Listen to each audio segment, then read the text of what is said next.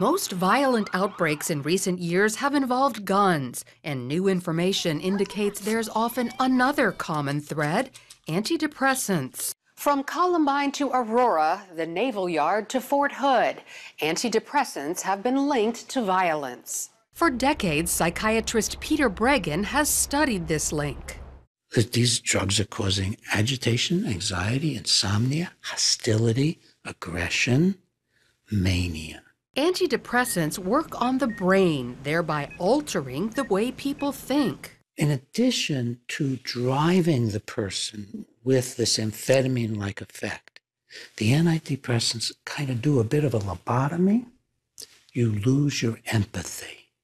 You lose your caring. In his book, Medication Madness, Dr. Breggin cites real-life examples of violence that could be blamed on antidepressants. Of an engineer who was given Paxil probably to help stop smoking, maybe for some tension, certainly not for any mental disorder.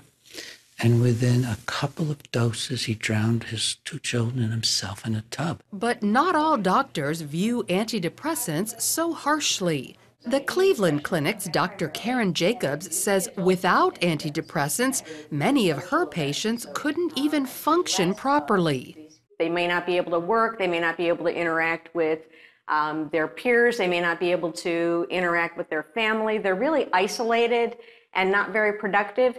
And you can turn a patient's life around by being able to find the right medications. But she also recognizes the risks. Educating your patient how to use an antidepressant, what to expect, not only the side effects, but some of the dangers, including making sure that you educate either a caregiver or another family member, is really essential to prevent some of the side effects or detrimental kinds of things that you might have read about in the press previously. The American Psychiatric Association urges doctors to exercise caution when prescribing a certain type of drug, which includes antidepressants, saying their uses could be harmful, especially if patients aren't properly monitored or are taking other drugs.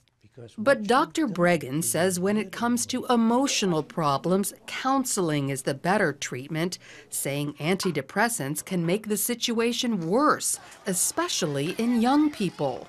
The child who is already angry and upset and withdrawn starts to feel agitated, anxious. Hostility starts to increase, aggressivity starts to increase. The kid has no idea it's a drug effect. Even if you told him it was a drug effect, he might not believe you. He'd say, no, I'm just angry at my schoolmates. I'm just angry at my mother and father because it feels like it. The Food and Drug Administration receives some of its highest number of violence reports from people taking antidepressants. It happens often with a dose change up or down, or starting or stopping a change, because that's what jars the brain the most is the change. So while antidepressants are some of the most popular drugs among doctors and their patients, they can sometimes lead to unexpected and even dangerous results. Lori Johnson, CBN News.